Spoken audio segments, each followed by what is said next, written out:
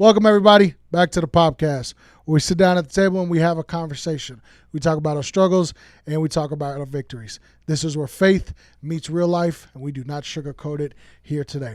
Today, I have a very special guest with me. We have Brother Rigo Ramos. Put some respect on that name, brother. I want to give Rigo an introduction. We want to talk about a very hot topic. We want to talk about a topic and get down to what's really going on with some things for people in life and really try to help them out. But Rigo has a master's in clinical nutrition, and he's also a PhD candidate in trauma nutrition. Okay, so the brother definitely knows what he's talking about when it comes to not just nutrition and trauma is what we're going to talk about today, but how that all connects, and then most importantly, how people of faith can apply that to themselves and be able to get better, because Christ wants us to live at our fullest potential. That is both spirit, that is body, that is mind, that is soul, that is everything. He wants us to be able to walk in victory. A lot of what the enemy does to keep us down and keep us from that victory is the trauma that we have experienced in our day-to-day life. And Rigo, I know you're excited to debunk some things today and get after it, so I want to open it up. Welcome to the podcast, brother. Thank you, Brother Chaz, and it's an honor to be here, and I appreciate the Absolutely. opportunity. Absolutely. Well, let's get into it, bro. Let's talk about trauma just as a blanket statement. Absolutely. What would you define trauma as? Thank you for that question, and I think that's the question of the day, honestly. Yeah. Because social media has an idea Yeah. of what trauma is, and you can say, well, trauma is this and trauma is that, and you can look at even what the DSM-5, what that's the diagnostic manual for the psychologists, how they categorize and diagnose mental disorders. Yeah. And they'll say that trauma is an overwhelming of the body's ability to cope or manage the situation. Yeah. That's the technical term. Yeah. But the reality is, and not that it's wrong, and it is true to that extent, but the reality is that trauma is not the event itself. Yeah. And so that definition kind of captures that. But what it is, it's our perception, and how do we, what does trauma do to us in our mind and our body? Because again, like, trauma is not the event. Yeah. It's part of it. Yeah. Trauma is the imprint that's left behind in the wake of the event. Kind of that processing. Yeah, season. and again, and not everybody processes it the same way. Yeah. And I think that's key to understand. So the perception, I think that's going to be key. Yeah. You can have a family that has a certain amount of siblings in there and kids in there. There's a divorce, or there's abuse, or there's different things that happen in that particular family. Not everybody, as the kids go, not everybody processes the same way. Yeah, correct. One kid can really have a hard time with it. Yeah. And not process it very well. Another kid may be able to figure it out, process it, and kind of manage their life in a way that understands what happened. Why do you think that is? Let me cut you off, but why do you Yeah. think that is? Because I've heard that many times, that you have so many people in a household and everybody can come out with the kind of same line of truth, but a different story or their own experience. Is that just our own experience, or do things that go into that create our own experience? Yeah, so there's a very biological aspect to that. Yeah. And I'll try not to get too far into the weeds here, but we all have DNA, and we have the 23 chromosomes, right? From mom and the dad, and in those we pass down thought patterns, behavioral patterns. Yeah. Outside of just the makeup of what makes a human, there are other things that get passed down into that, but not everything expresses. Yeah. And what happens is, there's a term called epigenetics, and that means on top of genetics, meaning there's something that makes this express. And in the body, we have what they call, it's a methyl process. And as long as we're able to get the right nutrients and everything's balanced in the body, we'll be able to either suppress the things that are not beneficial, or it's going to allow things to express that are. So it's very interesting. And the thing is, because it's based off an environment. Yeah. How do you feel about the environment? What are you putting into your body? What are your thought processes? All of it affects what's expressed. Yeah. And so from kid to kid, we can say, all right, this particular parent passed down this, trait. Yeah. I look at my girls, I love them, and I see the differences in them. Yeah. I see just today, I seen, my younger one, my 9-year-old, she was, doing things that I did as a kid. And I'm like, and my older daughter was like, she was pointing it out. I'm like, well, she gets that from me. Yeah. And I never showed her that, I never taught her that, but it just kind of expressed based off of the environment. And so there is a scientific theme kind of to, they get that from me. It's not just a cliche. That's an actual thing. It is a definitely actual thing. Interesting. And it's, and honestly, that's the scary part too. Talk about it, bro. Because you think about what we've been through, what we have done, thought, said, all of those things. We're getting imprinted on we're writing our future, not only in our lives, but in our kids' lives. Because as we live, it's getting inscribed into our own being. And that's scientific to where you can see that into the DNA. And that to me is, I would say this. I feel that it's a good and bad. We look at our kids and we say, oh, wow, that's a good trait. Yeah. But then I see things that are, I'm like, man, I wish I didn't pass that down. I wish, because the thing is, you want the best for your kids. Of course. And there's behaviors that I have, in my life, and I see it in my kids. I'm like, man, I didn't even show them that. Yeah. It was part of before they were even born, that was things I was doing. So, trauma is one of those things that is very impactful. Yeah. So as a person of faith, you're recognizing that in your kids, and I'm sure we all can do it. People listening are like, man, I can see they're painting the picture in their head of what their kids have done or do, or different behaviors or whatnot. How can a person of faith, whether they see the good things, like I want to build on these good things, or they see some things that, like you just said, like I wish they wouldn't have necessarily got that. How can a person of faith begin to help train that child to be able to go in the way that they're supposed to go? Great question. And I believe it starts with self-healing. Come on, you got to be able to recognize what's going on with you. Yeah. Honestly, and it wasn't until my last 3 years in my PhD program to where I started to study trauma. Yeah. I experienced trauma, and we'll get into that with the testimony, section later. But one of the things is to understand that what I've been through and where I'm at in life, they all go hand in hand.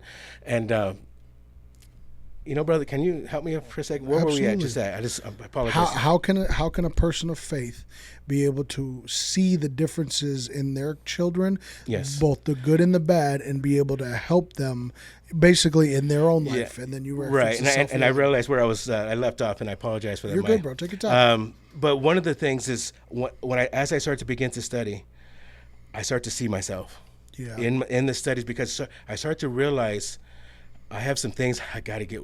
I've been in church for a long time. I've been, doing ministry for a long time. And just because you're in church and you do ministry doesn't mean there ain't things you got to deal with. Come on, bro. Say that again for the people that didn't catch it so they don't have to rewind it. Say it again, bro. Absolutely. Just because you've been in church for a long time and been in ministry for a long time, it doesn't mean you don't have things to deal with. That's so in your mind and even in your body that's still, that needs to be dealt with. That trauma. Absolutely. It resides. It stays there until it's dealt with. So going back to that, when I start to realize who I am, not just in God, I think there's the identity in God. Yeah. Got to have it. But then there is the identity and the shaping of what you've become. David says, in sin did my mother conceive me. Yeah. And I was shapen in iniquity. Yeah. So sin, meaning sin was already there. Like Adam done his thing. Yeah. She's in sin, not because, it was maybe adultery or it was just, it was sins there. But it wasn't the sins that was the issue. The iniquity, it begins to shape you as you grow. And that we're born innocent. Yes, we have a tendency to be able to sin. Yes, that's there. But we're shaped by our environment. Yeah. And that's where, trauma comes in, because whether you're in a split home, whether you're, have a single parent, all these things start to begin to shape every interaction. Everything you see here begins to shape you as you begin. And so as I began to study, I realized that, man, I got to work on myself. What did that do to you, just as because you were later on in life at this point, correct? Oh, yeah. You're married, you have children, and you're like, okay, what did that do to you when almost God was like turning that mirror on yourself? Thank you for that question, because, and one of the things is my family is a blended family. Yeah. We have 8 kids total. Okay. We've raised 6 older kids. They're some of them are married, some of them have kids, and I wish I knew what I knew now. Yeah. And I'm doing my best to raise my younger ones with the knowledge I have. Yeah. I apologize, and I'm sorry for my reactions based off of what my lack of understanding. Yeah. And the thing is that we raise the kids based on what we know at the time. I started to have, kids when I was 21. I'm still figuring this thing out. I'm 2 years, removed from just coming back into church. Yeah. Should I had been in a relationship that quick? Probably not. Yeah. But, hindsight's 2020. We all got our life that we got to live. Exactly. The point is that a lot of times we're not prepared. Yeah. And I know you talked a lot about, picking the right wife and the right husband and dating the right way, in other podcasts. And that's so important. Yeah. And the reason why is because you got to know you. Yeah. And you got to know your other person. Yeah. And because when you start to come together, no matter who it is, they all have things they got to deal with. Yeah. Every single person. And you got to be ready for that too, because when you blend two people, when you blend two worlds, this isn't a marriage podcast, but you talked about, we're talking about that trauma aspect, and this can apply to it. And when you start blending things together that are new or that are different, let's take toxicity and healing. Yeah. When you're pursuing healing, when you start to blend those two things, they may be at war with themselves for a while. No, and that's key. And I've talked to some of my older kids about this, because in their relationship they'll call me for advice and different things, and they'll ask me like, well, he's doing this or she's doing that, and I'm like, all right, well, where are you at? And do you have things that you need to work on? Yeah. And yes, of course, the answer is always going to be yes. Yeah. And if you do, let's work on those things, because what you're doing is reacting. Yeah. Based off of how you expect that that person to treat you, or say things a certain way, and have certain mannerism that's supposed to that's the gentleman or the wife that's supposed to like take care of you. We all have expectations, and sometimes we kind of build ourselves up to let ourselves down, because we create these expectations, and the reality is the person we're marrying or the person we're dating, they're not perfect. We all need to work on this. And again, I know we're not trying to get off on that, but trauma comes into that play. Like, do we know ourselves enough to heal? Because we talked about this one time, and we said, hurt people hurt people. Yep. Heal people heal people. Yep. And that's the thing is, can you heal enough to help him? Yeah. Can you heal enough to help her? That's good. Not being perfect, No. but enough. Let me ask you this, bro. And even going back, we'll talk about adulthood and childhood. I want to ask you a question, then go into something. Do you think that expectations are a catalyst for disappointments? Me and my wife had a big argument about this right when we were married. Yes. And when she hears this podcast, she'll know exactly what it was. Sure. We were like, we're probably 2 weeks into the, maybe a month. And I made the argument that, expectations create disappointment. Yeah. And she's like, well, you had some vows. I expect to be able to hold you to those vows. Yeah. And so there is those lines of like, how much expectation? Should I be, faithful? Should I be able to care for her at every level in life? Yes, those are expectations because I committed to those. That's true. Now, when the person exceeds those expectations and puts this idea and this picture of who they think you should be, now you start to let yourself you put yourself in a dangerous place, because now if they don't meet those needs, now you're in a place of disappointment and potential arguments, that linger on, because maybe they don't ever get to your level of expectation. Yeah. And that's not the person stepping up to higher levels of performance, will put the word on it, but that's the other person saying, oh, they should be up here, they should be up here, they should be up here. Now, my kind of part two to that question is, do you think that because we are children and because we don't know how to kind of manage the disappointment that we may feel throughout life, that's what brings on the trauma? Where I expected my mom to be there and love me and care for me, but mom was going through her stuff too. I expected dad to be this type of father to me, but dad was still going through his stuff too. Yeah, man. So there's a couple of different avenues in that one. I believe kids, they don't necessarily have those types of expectations right away. Okay. And the reason why I say that is because as they come to adapt to their situation. So if mom is doing certain things, if mom's working a lot or dad's working a lot, they come to say, all right, that's normal. Dad being gone is normal.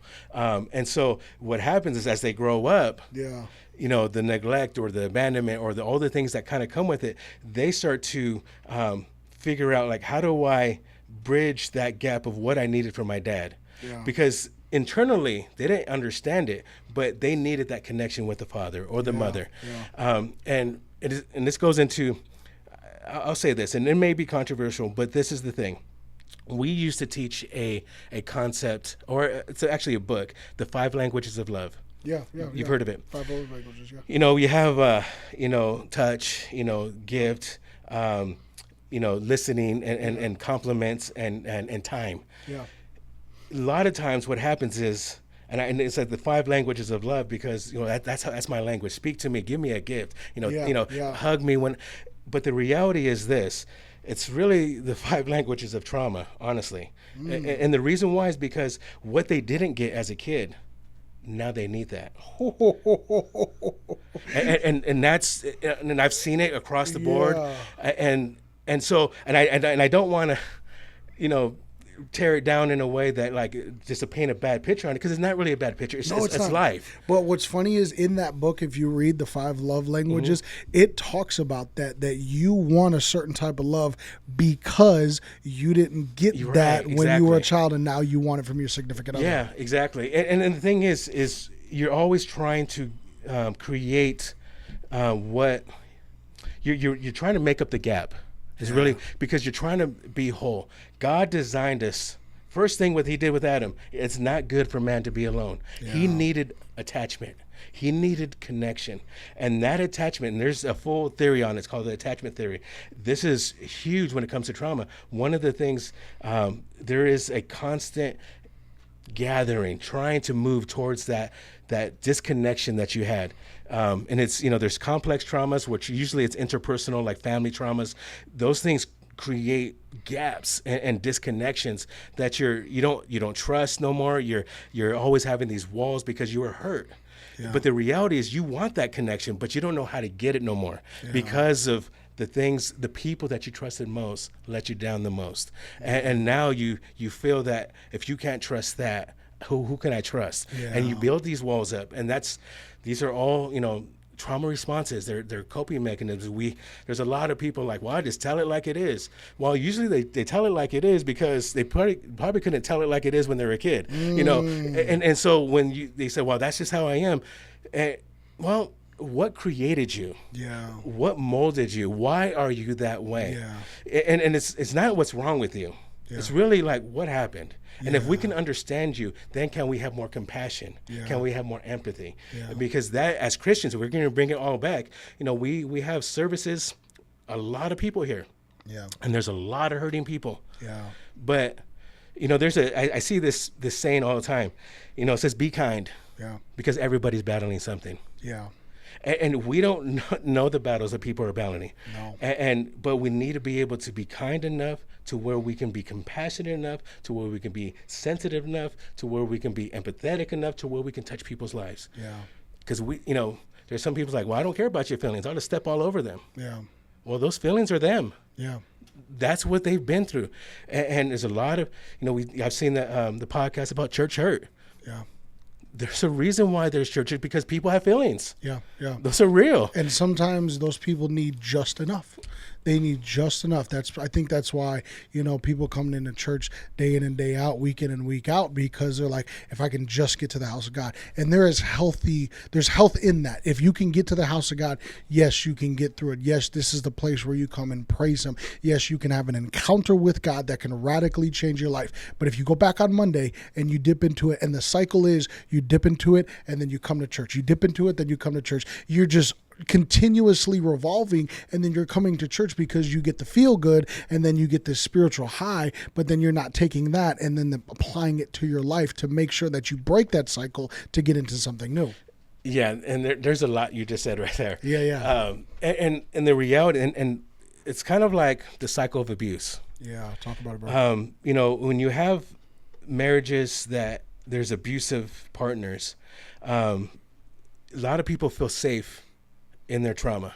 Yeah. It's the normal. It's what they know. Yeah. Because the unknown, being safe, being cared for in the right relationship, they don't know what that feels like. Yeah, the fear of the unknown. The fear of the unknown. And so they'll stay in the situation a lot of times because they know that. Yeah.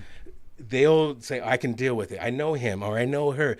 She's just like this, or he's just like that. He just only does this when he's drinking, or, we start to make excuses like that because we're afraid of stepping out into healing. Yeah. Because healing, and that could be a lifetime of being stuck. Oh, absolutely. Yeah. Honestly, I can say right now, I'm probably stuck in some things. Sure. And the reality is this, because same.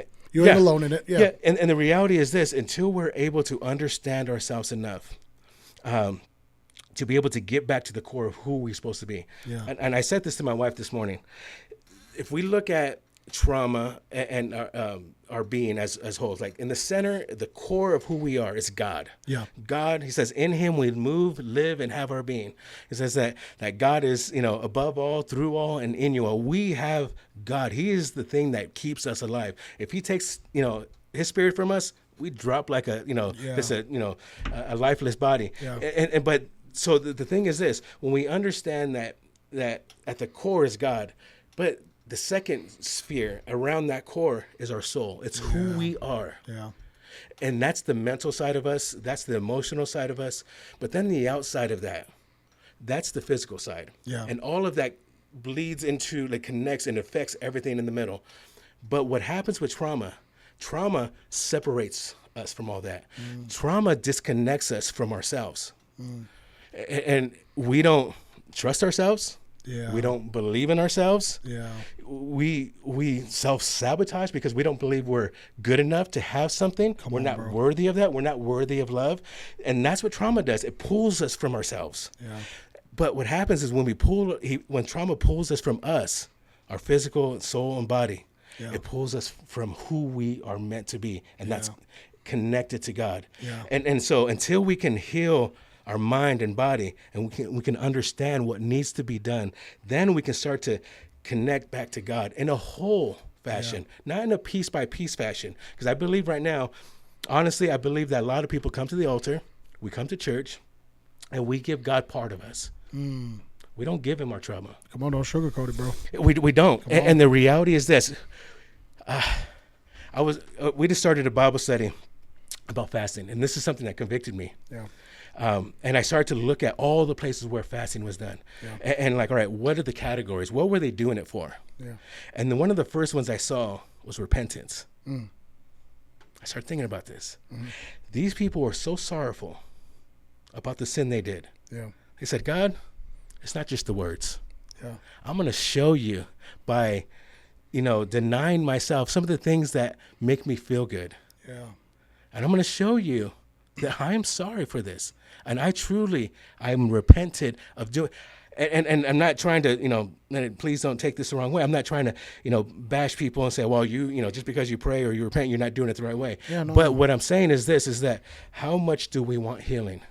Come on, bro. How much effort are we willing to do to get to that place? Come on, that's good. the other part of it was they would seek God for guidance. Yeah. But they didn't just pray. Yeah. And yeah, that, of course, a lot of times in the Bible they did pray and God answered. But in some of these cases, it says, God, I need to hear you. Yeah. But I'm not just going to say it. I'm going to deny myself some of the pleasures of my life. And they say, I need to hear from you. And it says that God answered. Yeah. And not that God only answers with fasting. And we know Scripture says some of these things only come out by prayer and fasting. And there's a reason for that. There's a level that you're saying, all right, I see your commitment. I know what you're trying to do. And I'm going to meet you there. Yeah.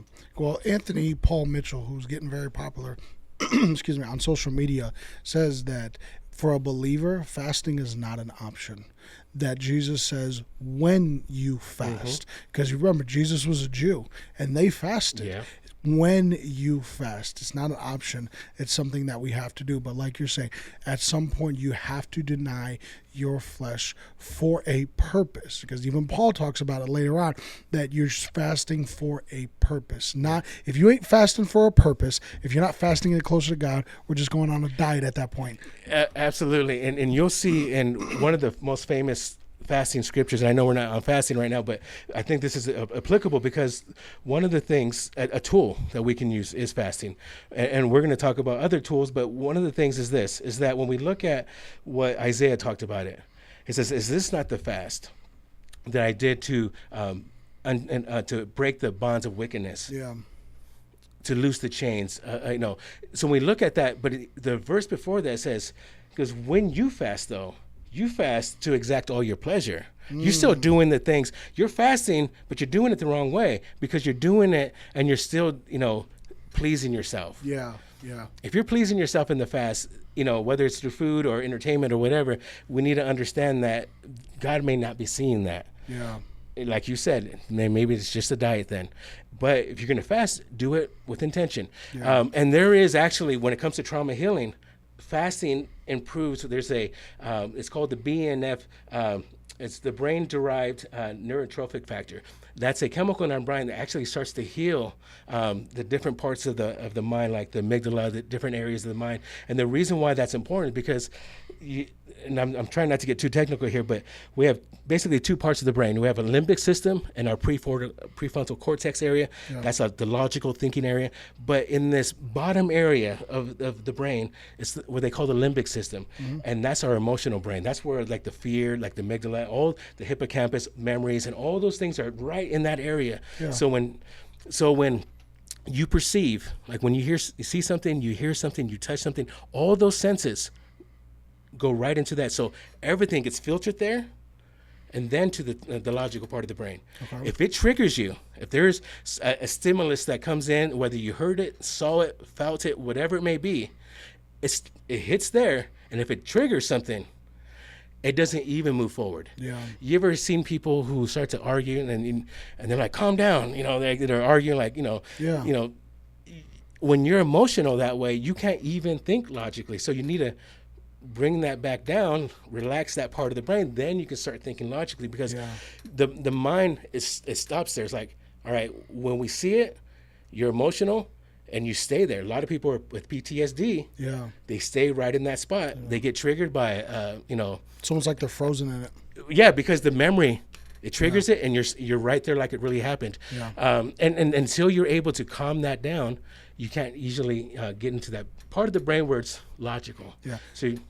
So let's talk about that. Let's dive into those tools about how to calm our self down, because I think, correct me if I'm wrong, you are the expert, not myself, but a part of our healing is to eventually get to that place of peace, that calm, kind of like when we are fasting only for dietary purposes. We stop putting food into our body or to our body, so it's not spiking insulin, so it's not spiking inflammation, different things like that. It gives the opportunity for our body to settle.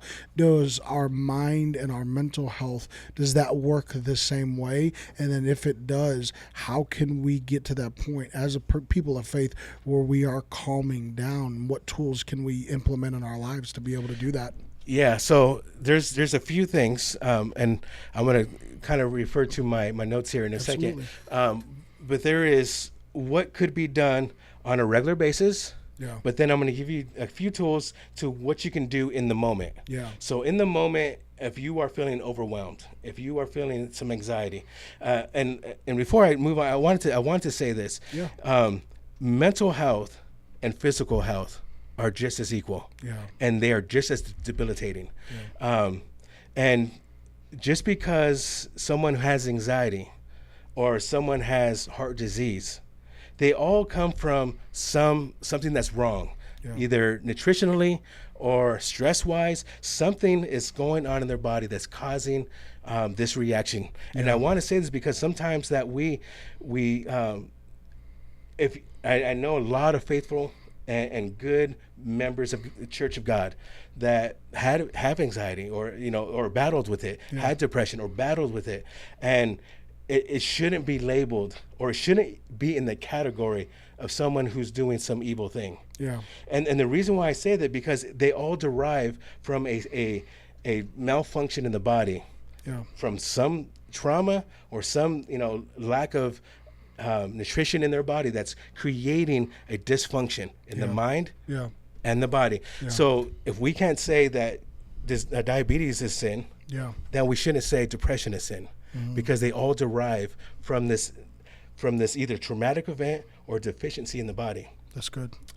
So I just wanted to touch on that because I've heard it said, and I think it needs to be dealt with, because people that are living for God, if they are battling with, now they're not just battling depression and anxiety, now they're battling the guilt because they think they're sinning. Yeah. And I think it needs to just be cleared, because they need to be able to be safe enough.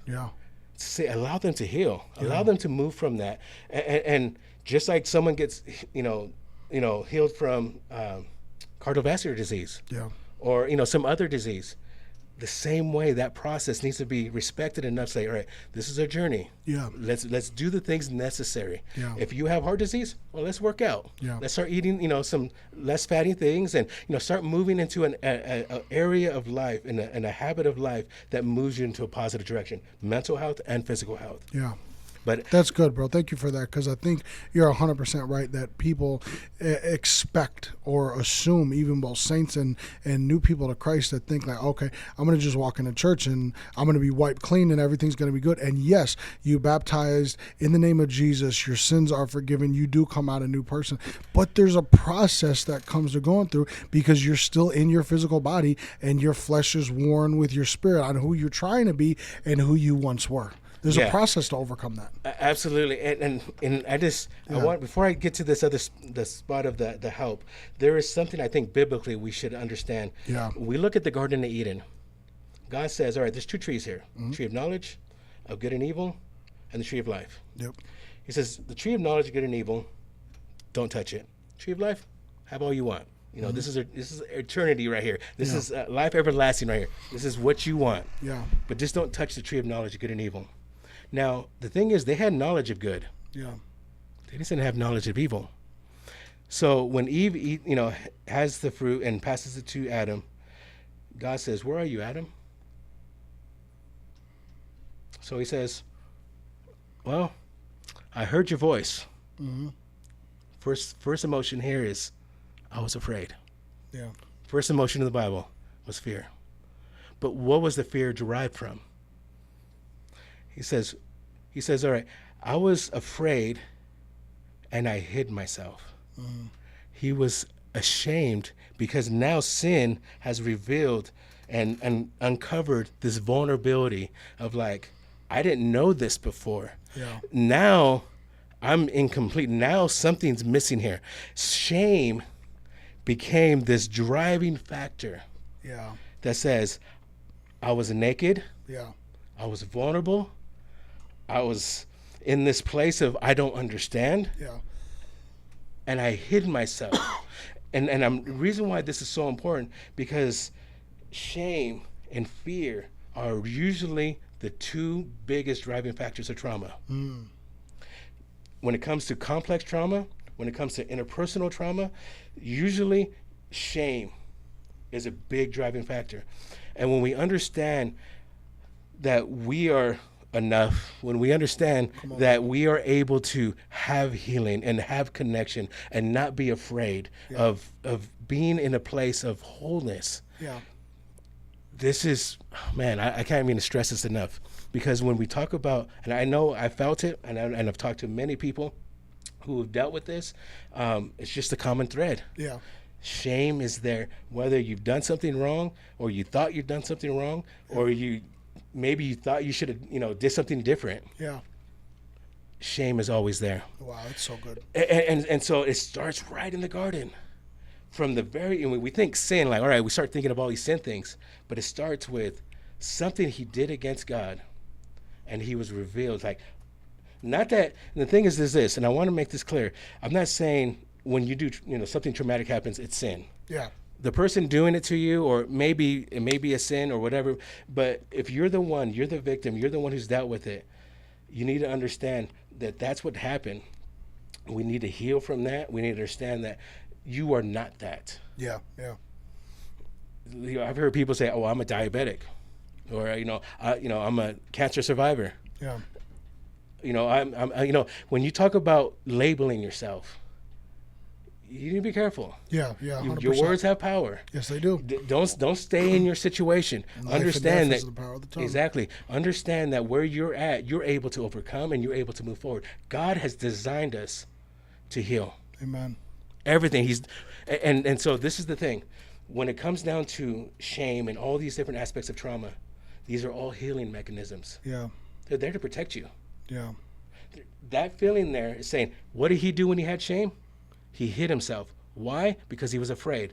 Why? Because he was in a position that was an opposition to God. Yeah. And when you're in that place, you're protecting yourself. Yeah. And a lot of people say, well, like I was telling you before, like when they're really bold, like I'm just like this. Well, generally that's a protective mix because they don't want to allow you in. They're kind of pushing you off. Like, here I am, deal with me or don't deal with me. Yeah. So they want you to accept them as they are because they say, hey, I got issues. Do you like me still? Yeah. And so they want that. They want the acceptance, but they want you to deal with them as they are. Yeah. And there's nothing necessarily wrong with that, but we all seek that connection. Yeah. 100%. And so we'll get into some of that. So let's see here. So one of the things we want to do is create safety. Mm-hmm. And I explained this before when we were talking earlier. Safety is the opposite of stress. Yeah. It just is. Yeah. So if you're stressing, your body and your mind is thinking that you're not safe. Yeah. It needs to react. It needs to respond. It needs to do something. So then if you are in a stress response, then what happens here is that in the safety mode, you need to figure out how to get from here to here. Yeah.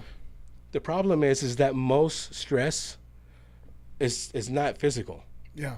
I mean, there's physical stress. I mean, you can work out, you can be out in the sun, you can be running a mile. There's physical stress. Right. But we're talking about psychological stress. Right. And what happens is, like we're talking about, the event is one thing. That happened. That's historical. That happened in the past. But are you still living that? Yeah. And that stress is the part that says we need to get from this feeling of uncertainty, this feeling of unsafety here, to a place of safety. Finding relationships that are beneficial to you, that keep you safe, that help you be safe, that understand that, and just because we're men, and just because, and I want to say this because I think, with men we have this idea that we can't express ourselves. Yeah. And I believe, honestly, I think we're more protective than women.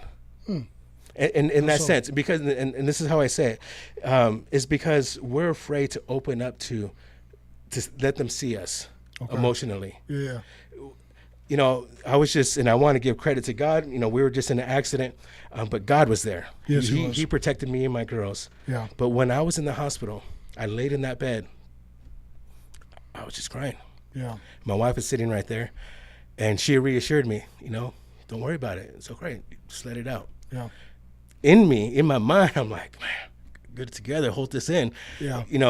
I need to be the man, I need to be strong. I need to be able to, just God protected us. Why am I crying? Like, we have this feeling that, and maybe it's societal, maybe it's just culture, whatever it may be, but we've created in men this idea that we can't be vulnerable. Yeah. I'm not saying being vulnerable to everybody. Right.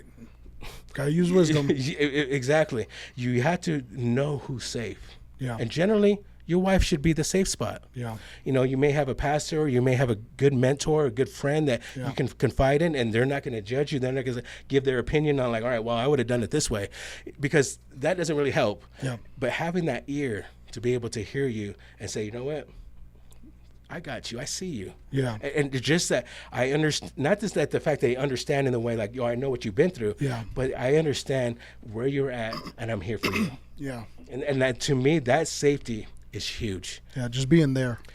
Exactly. And I think when it comes down to healing and church, I've heard it said, and I've said it this many times, that the church is a hospital. Mm-hmm. And, you know, there's sick people here. Yeah.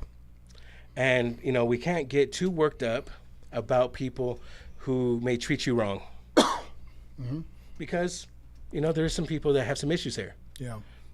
And what are those issues? Probably traumatic past, and this is how they're coping. This is how they're defending themselves. Yeah. This is how they are. And so, and my daughter was asking me the other day, she's like, why, when we go to the doctor's office, why do they put the sick people with the healed people?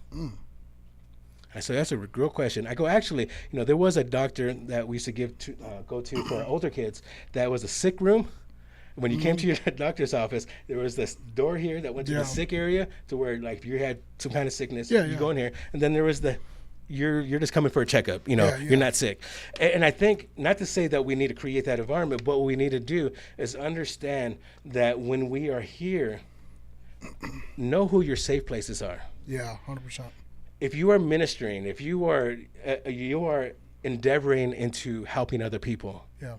be careful, Yeah. because you got to know where you're at. Know your healed spots. Yeah.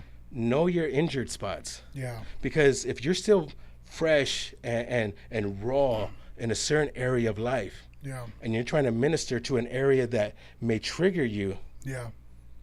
you won't be able to help them. In fact, you make the situation worse, because now you're compounding it. Now you're just like birds of a feather flock together. And this is, you know, kind of what I was going to say is, with trauma, we look for certainty. Yeah. We look for as much as we can. Certain, there's nothing really certain, but we look as much as possible for certainty in people. And so if you relate to someone that has a particular traumatic past, what happens is you have a traumatic bonding. Yeah. There's a trauma bonding there. Yeah. Like, I see you, I feel you, I've done the same thing. Yeah. I've been there. I know what that is. And that's a trauma bonding. And if you're not careful, that trauma building doesn't allow you to move forward, Yeah. because you stay there. Yeah. Now when you're able to say, all right, I've healed and I'm able to help you, Yeah. that's different, because now you can relate to them. Now you're empathetic to the situation. Like, I've done this and I've done that, and I see you, and hey, this is how I did it. Yeah. That's different. But when you're staying in the same place and you're rejoicing in those kind of things, you have to be careful. Yeah. The second thing is, you want to be able to work with somebody or God. Yeah. And it has, and I said this before, is that when I started to study trauma, I was shocked at the idea that trauma wasn't more well researched. Honestly, it's still pretty new. And I would say new in the relative terms of science. Yeah. Since like 1998, there's been some research that's really started to take off. And I'm saying this is because trauma-informed care. This is understanding, like, you're trauma-informed, meaning you understand trauma, Yeah. and you're able to care for somebody, and you're careful enough to talk with somebody, relate to somebody in a way that is safe for them. Yeah.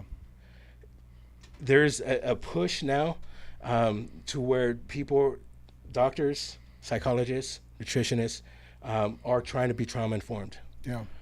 And the reason why is because they're understanding that people that are coming in generally have trauma. Yeah. And when you understand this, I one of the articles I had found for my research talked about the Psychological Association. American Psychological Association. It's the major association for all psychologists. Yeah. They said less than 5% of all degrees related to psychology teach on trauma. Really? As big as it is, that's it? As big as it is, 5% incorporate that into their curriculum. Wow. And now they'll say, all right, you have an accident, or they don't talk about, what it does to the body, what it does to the mind. They don't understand how you treat it. They deal with mental health, like, the anxiety, the depression. And to me, that's important to understand because, and I'm saying that to say, is that not all therapists, not all counselors, not all psychologists are trauma-informed. My wife and I created a trauma-informed care institute. That is where we created courses where psychologists and doctors and naturopaths, they can all get trauma-informed certified. So when someone goes to a doctor like, you trauma-informed, they can say, yeah, I am. And they could be board certified in that. So we created that because the reality is, and honestly, we looked into it. There's none. Wow. There's none certifying body and agency that says, I'm going to teach you how to be trauma-informed. And so, this is one of our businesses that we do, and I'm not plugging that at all. I'm just saying the lack of it is this, that when you find somebody to talk to, find somebody who's trauma-informed, because you don't need them digging into you to hurt you. Because if they don't know where that line is, then they can be hurtful. But I want to say this. You say, well, how is it, maybe Christians don't want to go to psychologists. They call them a shrink. Like, I don't want to be shrunk.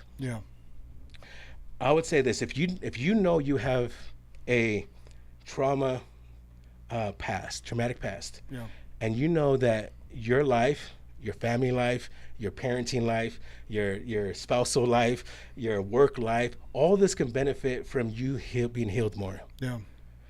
Then at the very least, dedicate time, aside from your regular prayer life, to where you talk to God like He's a counselor. The Bible says, for unto us a child is born, a son is given, and his name shall be called Wonderful Counselor, the Mighty God, Everlasting Father, Prince of Peace. So we know, but we don't use him as a counselor. I'm going to let that set for a second. Let it. That's got to simmer, because that is a weight that you just dropped on us. Well, and I know this should be true because I know I have it. But if we were able to say, all right, God, can I just unload on you for a second? And just really, and be intentional about just walking through your life. I say, God, during this time, this was going on. And you, like there was a physical person right there, and you just, because a good counselor is going to ask the right questions to allow you to express yourself in a safe way.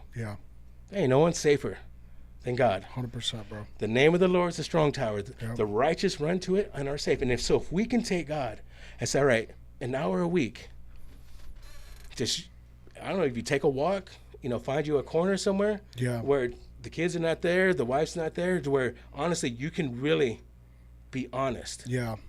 Because, so one of the things I've realized, and just through the studies and what happened to me recently with a car accident, that when I was in that bed after, like, I was good. Like, after the accident, I went in the ambulance with my daughters. We went to the Phoenix Children's Hospital. I was like sharp. I was on it.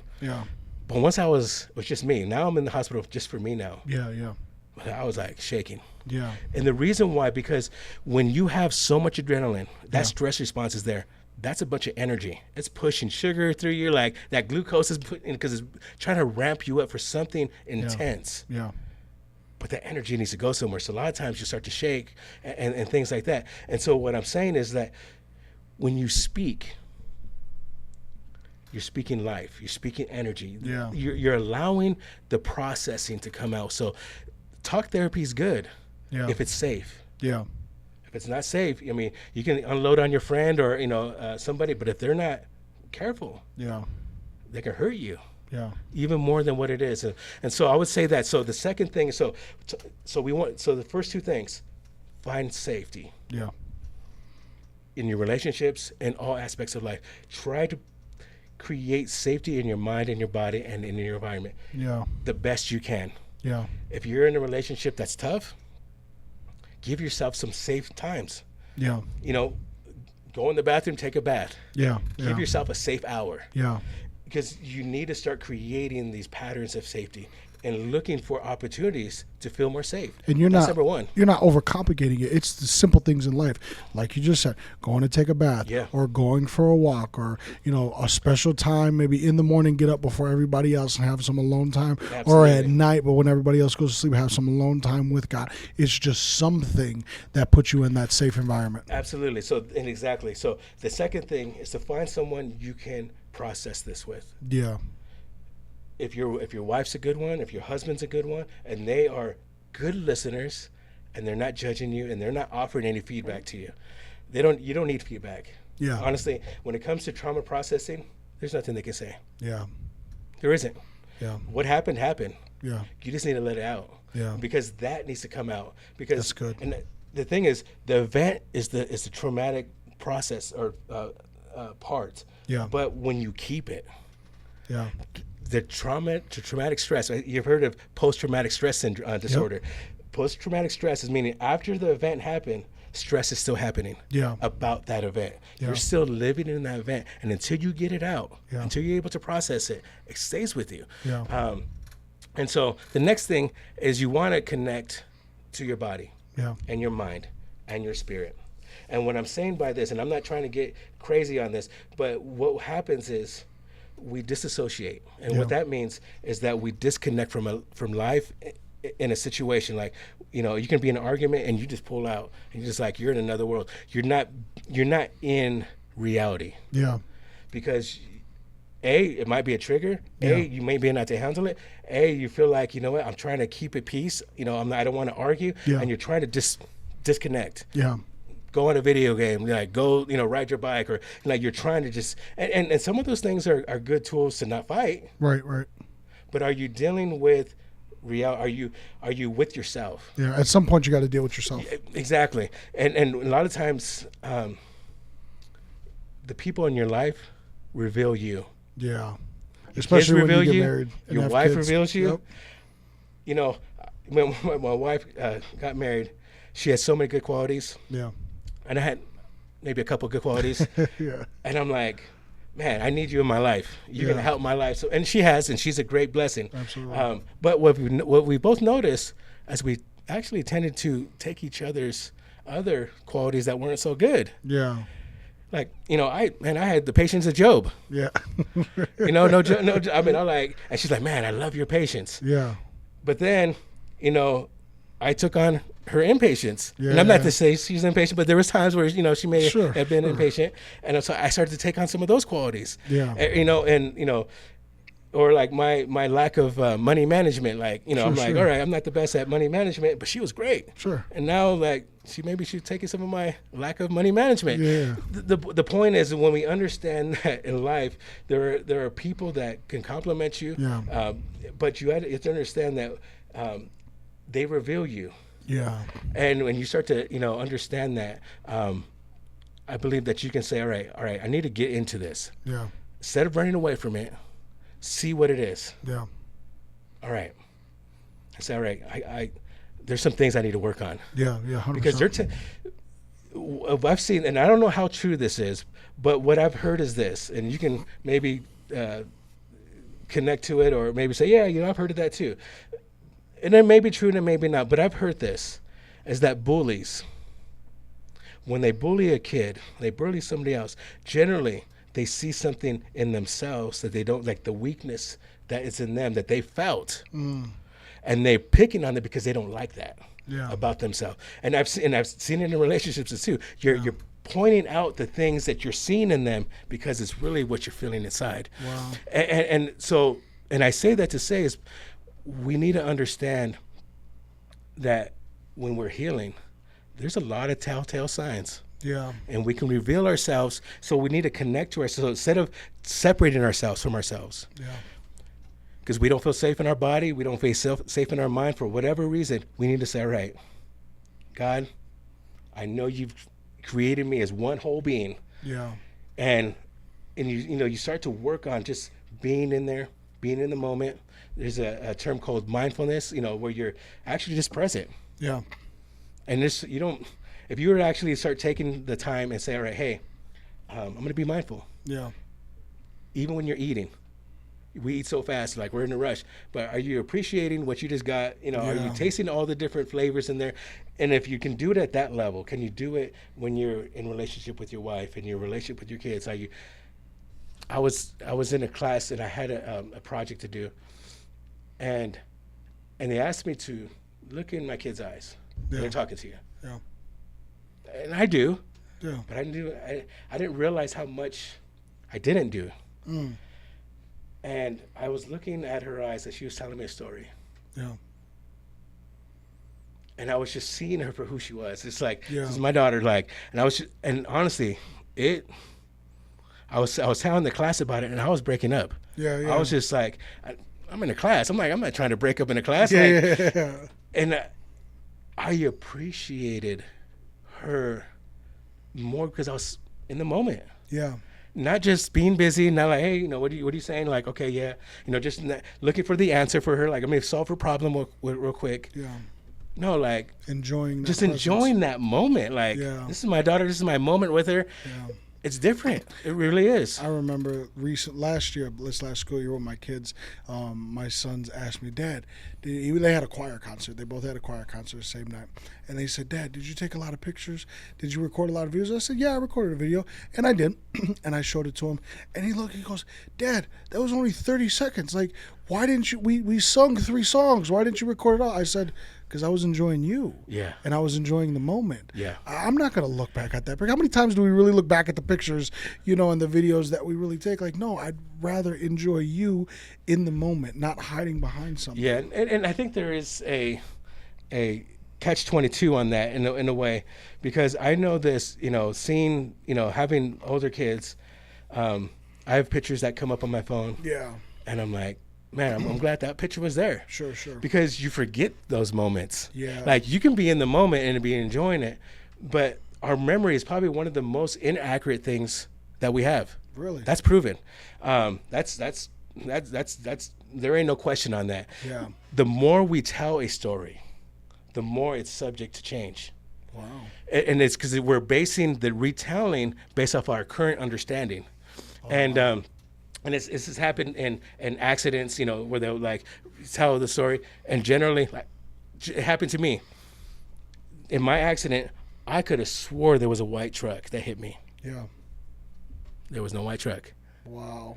And so I told the officer, I go, there was a white truck that hit me. And he's looking at me. He goes, you sure? I'm like, yeah. He's like, well, the only cars that are here are black and gray. Yeah. And I'm like, man. So after I looked at the video, there was a white car, but it wasn't in the accident. Yeah. It was just like ahead of me. Yeah. And so the point is that memories are not accurate. Wow. And I know this, being a dad and having kids that are grown, I've noticed that a lot of kids, and speaking of my own, that they'll remember a lot of the bad things that happened. Yeah. And I'm like, man, we did some good things too, Yeah. And the thing is, but this is the crazy part, because we have a bigger family, the memory changed based off of everybody's telling of the story. So now, we've heard the stories many times over, over the years. Now, what was basic and simple became this elaborate, crazy event. Yeah. Because of the many times it was told, and then based off of other people's retelling, we create another scenario of it. So, and I say that, and that's important, because even in traumas, we can even elaborate our trauma. Yeah. And change the trauma to where it's even more detrimental to us. Wow. Because we seen what happened. It could have been basic, and it still was a traumatic event, but the more we retold it, we began to change it. Yeah. And now it became an event that doesn't necessarily resemble the actual thing that happened. Yeah. Now the basis of it's there, but we added some structure to it that to make it either a little more elaborate or to make it more impressive. Yeah. So how do we stop that? How do we stop that, or dismantle that, or get down to the root of the issue to be able to help ourselves move forward? Yeah, and that's kind of where we're trying to get to here. I think, like I said, we need to stop the stress response. Yeah. And the only way to really do that is to create that safety. Yeah. Because I think, and I said, I have it here. I wanted to touch on this real quick. Yeah. Let me see here. But Yeah. So what happens is when we create safety, it starts to slow down that stress response. Yeah. So I want to say this. So trauma disrupts our connection to safety. That's just period. Yep. Right. And then, but we're wired for co-regulation. Okay. So what happens with trauma? We need people, Yeah. but we need safe people. Yeah. But what happens with trauma? We want to relate to people. Yeah. And so when we relate to people, we have this tendency to talk about it, and it's we're co-regulating with somebody who's not regulated. They're not healed, so we're our frequency of our connection is like, yeah, man, I get you. Yeah. And you stay in that, and so what happens, and you kind of build on each other's story. Yeah.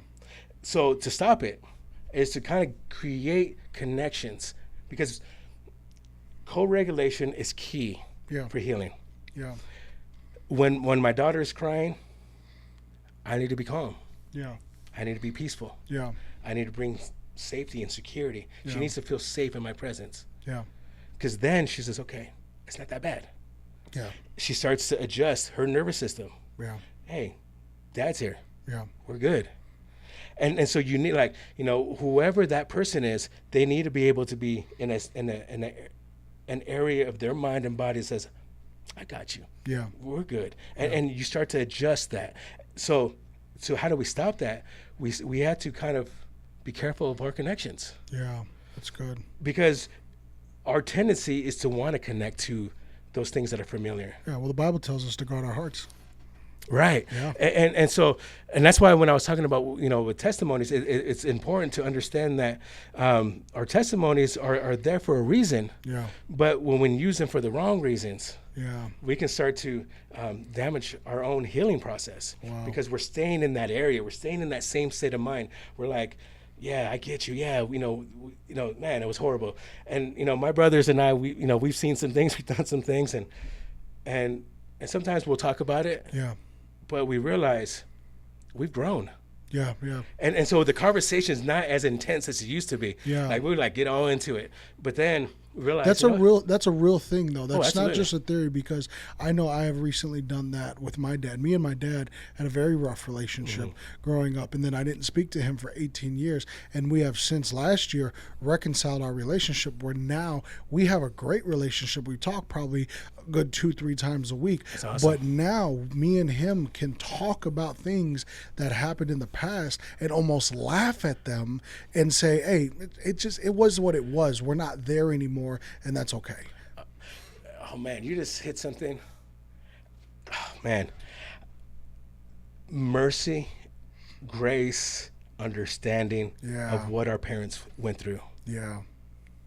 When I understood as a man, as a grown human, Yeah. what my mom went through, Yeah. what my stepdad went through, what my biological dad went through, when I understand the trauma that they were fighting, Yeah. they were doing their best. Yeah.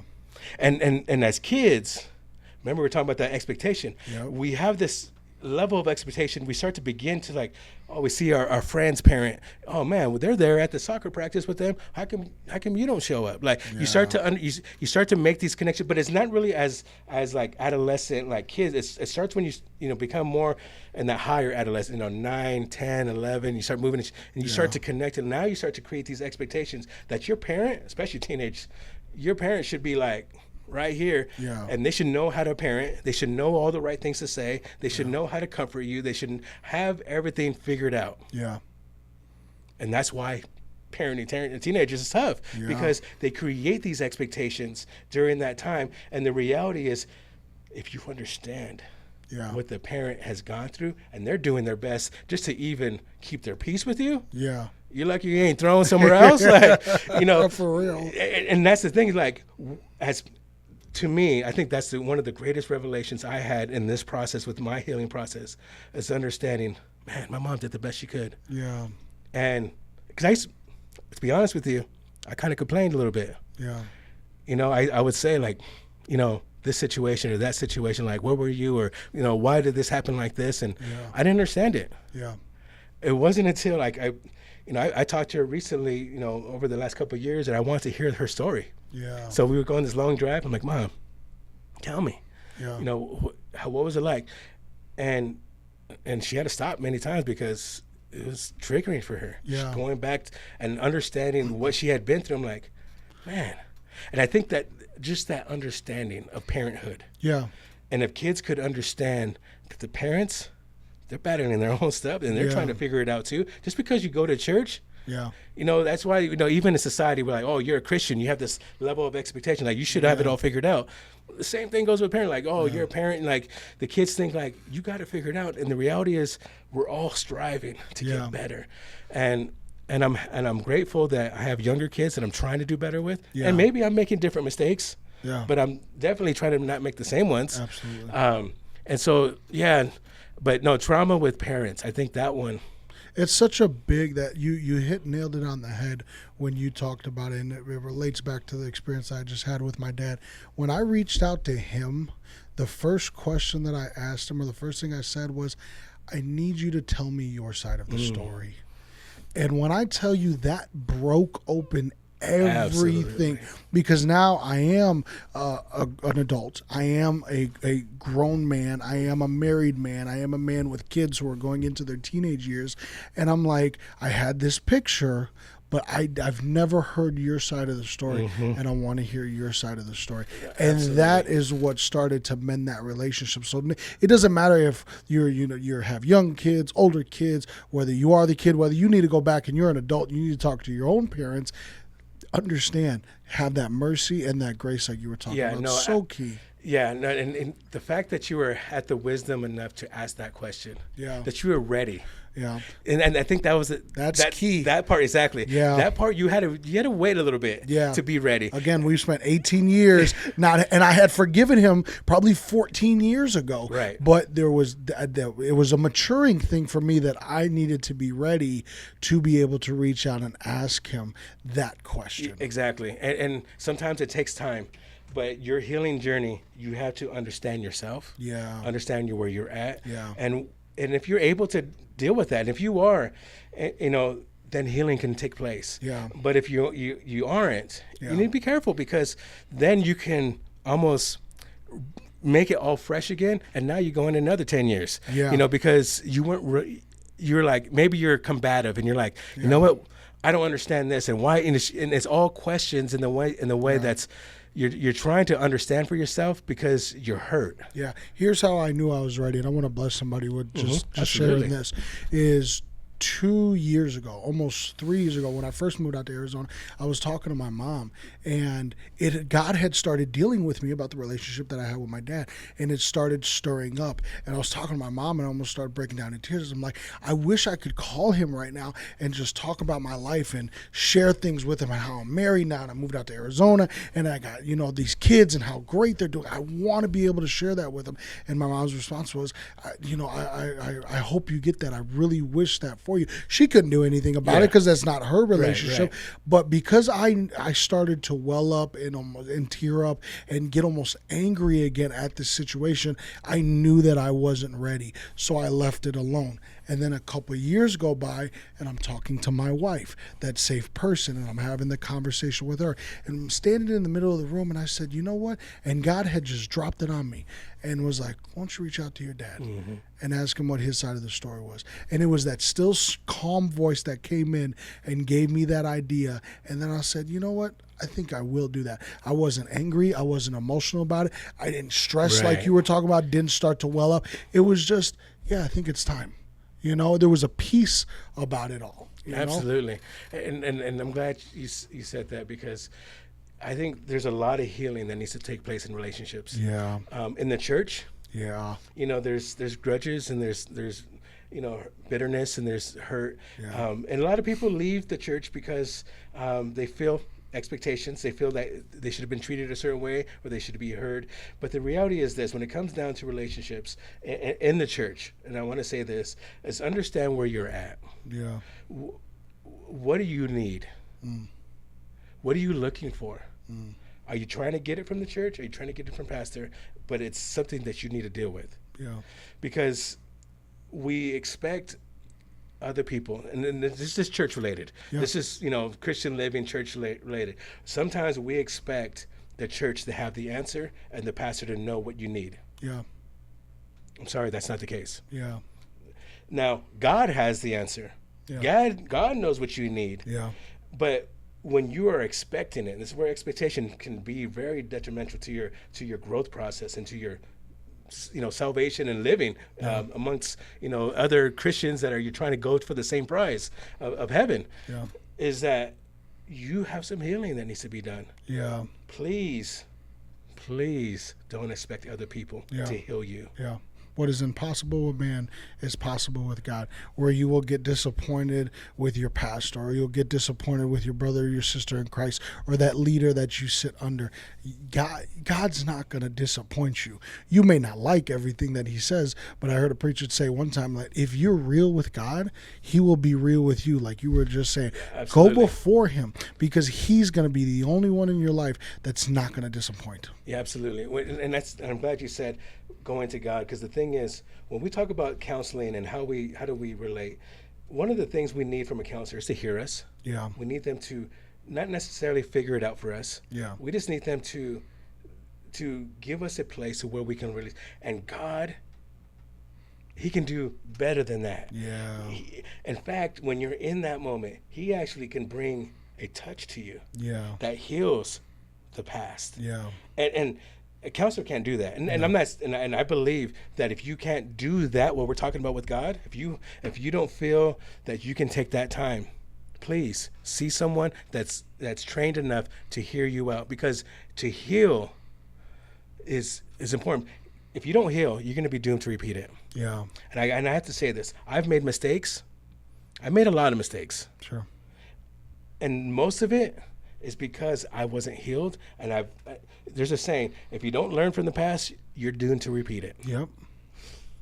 And when trauma, when stress starts to compound, and it's just, what's going to happen is your worst parts of you are going to be raised up, because your stress is so heightened with, you can have financial pressure, you can have all kinds of pressures that are happening, and you have like this perfect storm of stress. Yeah.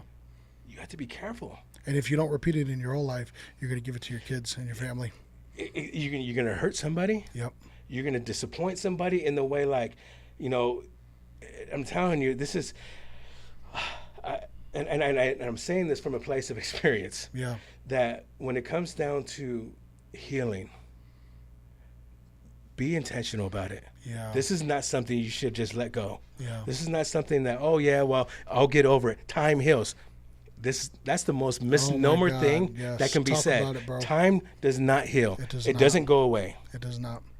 It's still there, and you got to be able to learn to process that, get in the place in your own body, in your own mind, in your own spirit, to where you start to let God heal you. Yeah. Restore that connection to God. Restore that connection to yourself. Stop trying to avoid everything. Yeah, let me put it in a sentence. Time does not heal all things, but God heals all things. Absolutely. Yes. Absolutely. And I wanted to say this because Go ahead, bro. When we talk about the healing, what other things we could do to heal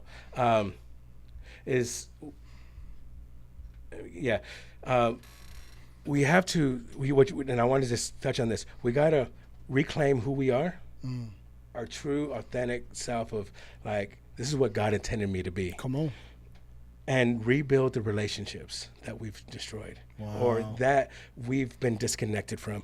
And we're talking about the healing process here. Yeah. We're talking about, a step-by-step process of safety, of being able to talk it out, to be able to get it out, to process it, and then being able to, once you're able to be in that place of healing, all right, now you can heal. Yeah. Now you can start to heal the things that are broken in your life, and move forward. You think about this. Shame keeps you from things. Yeah. It hides you. Yeah. You're not worthy. Yeah. You're not worthy of love. Yeah. You're not worthy of forgiveness. Yeah. Think about someone who is living for God, who is bound by trauma. I guarantee you they're not going to be the most productive Christian. True. Now, I'll say this. I'm not saying that you're not going to be productive in the sense that you can't do nothing. Right. God's going to use you despite of you. Yeah. He made the rocks cry out. He made the donkey speak. Yep. The thing is, when we look at, and I've been in not living for God, and God used me. Yep. And so it's not a matter of how good you are, of how much you have it figured out. But the reality is this: when you are going to be your best you, and you're going to reach, this is where it's at. You're going to reach where God called you to be. Come on. Truly. Yeah. Not positionally, but truly in your walk with God, in your purpose with God. When you are lined up, trauma is a distraction. It always disconnects. Yeah. When you are healed and brought back together in a centered area with God, now you can walk in purpose. Yeah. Now you can walk in direction. Now you can walk in the will. The will of God is the safest place you can be. Come on, bro. It is. It is. When you are in the will of God, that there's no other place that's safer. Well, that goes back to the original design in the garden. The Bible says that Adam walked with God. Mm-hmm. God gave Adam, he brought all the creatures of the world, all the beasts of the world to Adam to be able to name. I firmly believe that God was right there with him. Okay, Adam, go ahead and do your work. I'm going to step back, but I'm watching you. I'm watching you do your work. Our original design, I love what you said.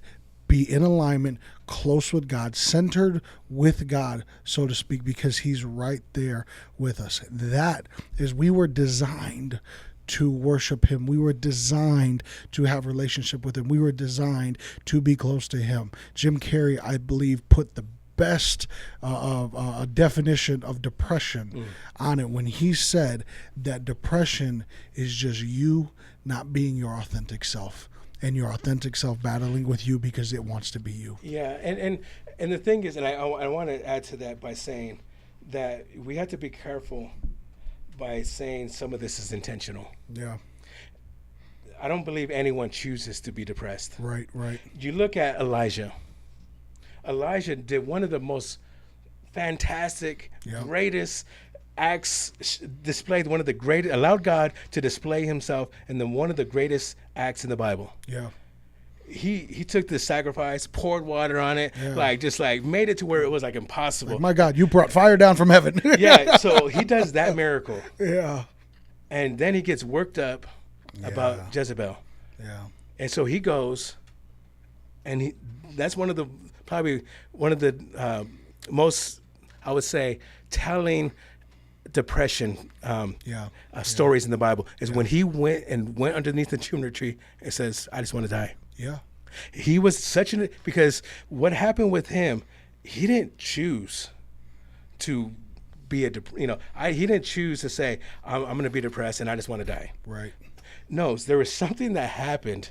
Yeah. So it was a threat on his life. So remember, there's a stress response that's happening here. So Jezebel says, I'm going to kill you like you killed all these people. Yep. If it not by the same time tomorrow, you're going to be dead. Yep. And so that threat on his life put him into this place of where are you at, God? Yeah.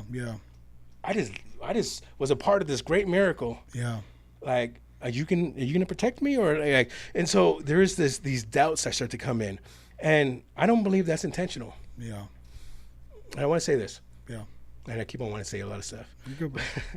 But Peter, Jesus on the way to the cross. He's telling Peter, Peter, I'm gonna go and die on the cross. Yeah. And Peter's like, no, don't suffer not to be so. Jesus you need to be with us. The kingdom needs to be now. Yeah. Jesus turns around and he says, get thee behind me, Satan. Yeah. You don't want the things of man. You want the things of God. You don't want the things of God. You desire the things of man. Yeah. All right. Okay. And he says, you know what? Not only that, you're going to deny me 3 times before the cock crows. Okay. So Jesus goes to the cross. Yeah. Peter denies him 3 times. I'm going to pause that story right there because the next thing is Judas. Yeah. Betrays him. Yeah. He says, Jesus tells Judas, go do what you got to do. He goes. The people come. They get him. Judas feels so guilty. Yeah. He throws the 30 pieces of silver back at the council there. He's like, that has nothing to do with this. Do what you got to do. Yeah. And this is what I want. This is where the healing comes in. Peter ended up going back with his fellow brethren. Yeah. Judas isolated himself. Yeah. And I'm a firm believer that Jesus would have forgave Judas just as much as he would have forgave Peter. Yeah. Peter was trying to keep him from making salvation possible. Yeah. He says, "Don't die." Yeah. He's saying he was being selfish. Yeah. I need you here. The world don't need you. I need you. We need you. Yeah. He was trying to keep him from a purpose that was greater beyond his understanding. Judas helped him get to the purpose that was for the whole world. Yeah. How much more do you think Jesus would have forgave Judas? That's so good, bro. We get isolated, and this is where trauma comes in, because what happens with trauma, we get disconnected from people. We protect ourselves. We isolate ourselves in a way that we feel guilty, Yeah. we feel shame, we feel isolated, we feel like no one understands us. Yeah. We box ourselves, and Pastor talks about it, and I believe he got that from Corey, because Corey preached a message on isolation some years ago, and it was a great message, because isolation will destroy you in the long term as you continue, but trauma does that. Yeah. And so Peter had his friends, he had his disciples, he had co-regulation happening. Judas walks away by himself, goes and hangs himself. And that's the danger of being alone, is that maybe you don't do it physically, but you are committing spiritual suicide. Wow. You're committing, mental suicide. You're creating, even to your own body, you're creating when you get into the place where you're not taking care of yourself, self-sabotage happens. Yeah. I've seen people who are in the cycle of trauma, and they just want to repeat it because they feel safe there. So they'll create a situation that is destructive because that's what they're familiar to. Yeah. And that's the cycle of trauma. And it's, man, and I know I didn't touch on a lot of points, but the thing is, I do want to leave you with a couple of quick things you can do. Yeah, go ahead, bro. Take your time. When you are in a situation and you're feeling anxiety, and anxiety, the Bible talks about, be anxious for nothing. Yeah, yeah. What he's talking about is current cognitive, like you are intentionally worrying about something. Yeah. When anxiety happens, that's not intentional. That's not something you're doing. Right. It's coming on you. Your subconscious is creating this defensive mechanism that's saying we need to be worried, or we need to figure out what's happening in our body. So there is an anxiety thing that happens not intentionally. Yeah. What God says, not to be anxious and not to be worrying about something. Yeah. He's talking about you intentionally, thoughtfully, purposefully worrying about something. Yeah. The anxiety that's actually like general anxiety disorder. Yeah. That happens because of trauma, because of other situations, just things that are happening in your body. That's not intentional. Yeah. So when something like that happens, you can walk forward. You're like this. I'm talking about immediate things you can do. Yeah. Get up, start walking forward, pace. And the reason why, it triggers the brain to think about something moving forward. Wow. You have to start thinking forward. You have to think about where you're going. And so it takes you out of that place of worry or anxiousness because you're stuck. You're like trapped in a little thought process there. You start moving forward. Just walk. Yeah, pushes you past your situation. Yeah, what it does, it's not like something crazy. It's just, it just triggers a different part of the brain that's connected to the motor, connections. And it says, all right, we need to do this. Yeah. And so just walking forward. That's good. And the next thing you can do, if you can't walk, you're in a situation, start looking around and start to name 5 things. There's a mic right here. We got, some letters right here. I got my water bottle right here. Got my computer right here. I got a light right here. Yeah. What happens, you start to, again, it's a lot of biological, it's a little trick. You're just moving it to a different area. Another thing you can do is see a problem. Okay. All right, like, oh man, your hat's not crooked, but say your hat's crooked. Yeah, I can make it crooked if you need me to. Yeah. You figure like, all right, what would it take for him to make it crooked? He's gonna have to lift his hand up. He's gonna have to you think about the solution. So what it does, it takes you from thinking about something problematic, and it starts to find solutions. These are just simple things that are proven to kind of get you out of a little spot. Yeah. And then, because what you want to do is start to introduce new positive stimulus, new information, good thoughts. Start quoting some scripture. If you're able to, if you have scripture in your mind, start thinking about your house that you got. Like, oh man, what happens is when you start to introduce good thoughts, it's going to start to push out some of these other, because you can focus on it. And the last thing is, it's you can pray. Like we talked about.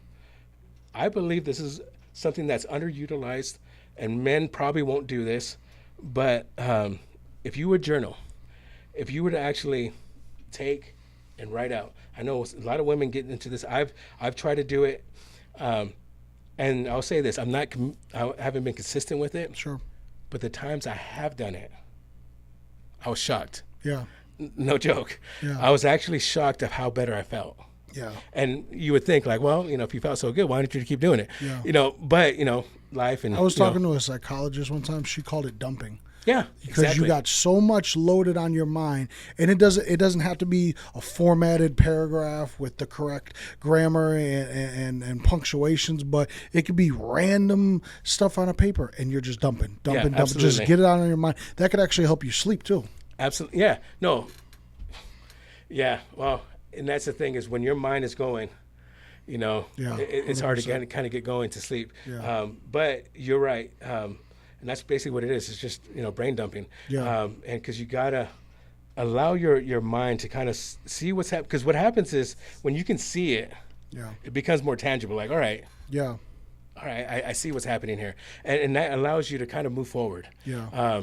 Because it's kind of almost like you're checking off a little bit of, a to-do list. Like, all right, I got it out. Yeah. And because your body and your mind needs to get it out. Yeah, it's a stress relief. It is. It really is. And yeah, and I'm glad you're interested in this topic because when we talk about the church, we deal with hurting people. Yeah. People who are addicted. Yeah. And you think about addiction, why are they addicted? Yeah. The alcoholic is trying to just drown his sorrows, right? The person who's doing meth and the person who's doing coke and the person who's doing heroin, these they're looking to escape. Yeah. Why? Escape what currently they're in. Yeah. And the reason why is because they're not safe. Yeah. And so when you can create a safety in a different way, that's what addiction is even if create, it's a false safety. even if it's a false safety, because even if it's doing more damage to you, for them, like especially when you're the drunk or the person is doing heroin, where it really just puts you out, where you're just not really thinking about anything. Yeah. There's a reason for that. Yeah. And so someone's coming in and maybe they have some addictions. Instead of calling them an alcoholic or a drug addict, say, hey, you know what? They're a person of need. They're a person of love and understanding. Yeah. Because the thing is this, a lot of homeless people, like, why are they homeless? Yeah. What?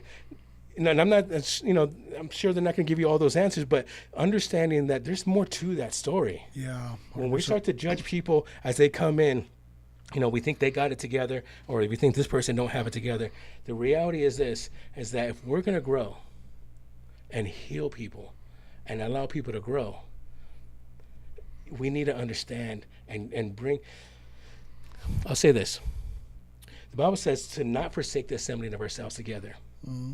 We like to use that scripture, right? Mm-hmm. We want to get people to church. Yeah. Why? Because God's here. Yeah. And if God's here, he can bring healing. And I believe that. Yeah. But the second part of that, it says, but it goes, and exhorting one another, even so much as you see the day approaching. Mm. We like to focus on that first part. Yeah. Don't forsake the assembling of ourselves together. Don't stop going to church. Yeah. But why are we going to church? Yeah. It's exhorting one another, Yeah. lifting people, putting into people so where they can heal, so they can move forward. Exhorting one another, even so much the more. It says, even so much the more as you see the day approaching. What day? Yeah. The day of the coming of our Lord Jesus Christ, right? Yeah. We need to be able to lift each other up, bind together, bring in unity to a level that we can move together as a body that's doing damage to the kingdom of this world. And we're in that day and age now. Yeah, absolutely. 100%. Brother, this has been so good. You dropped so much wisdom on us, and I really do appreciate you coming on board. I know that there's so much more that can be unpacked in this subject. I think we'll have to have you on for a part 2 because it's so good. You're 100% right. People need it. I love what you said. How about instead of calling them a drunk or an addict, how about we say this person's bleeding out, this person's missing a limb, this person has head trauma. If the church is supposed to be the hospital, absolutely, why are we not the physicians? Now, not everybody's a physician, but if we can be trained, if absolutely, we can have conversations like that, because you don't walk into a hospital and ask the sick person next to you to heal you. You go to the physician. We know Jesus Christ is the ultimate physician, but I know that he puts people in the church like yourself, like our pastors, those healthy individuals, those healthy leaders, to be able to help people move along. Absolutely. And you think about a doctor, why they become a doctor. Generally, and this is true, generally it's because they lost somebody or there was a sickness that they couldn't help as a kid. Wow. And it moves them to the place of wanting to fix. Yeah. I wanted to be a paramedic. I was like, I used to watch 911, like seeing them open the packages, because my life was chaotic. It was like I had loss and death in my life, and I wanted just to be able to heal. So I did want to become a firefighter and be a paramedic. My wife doesn't like that idea, and I'm not doing that now, but that was my desire as a kid. But there was a reason for it.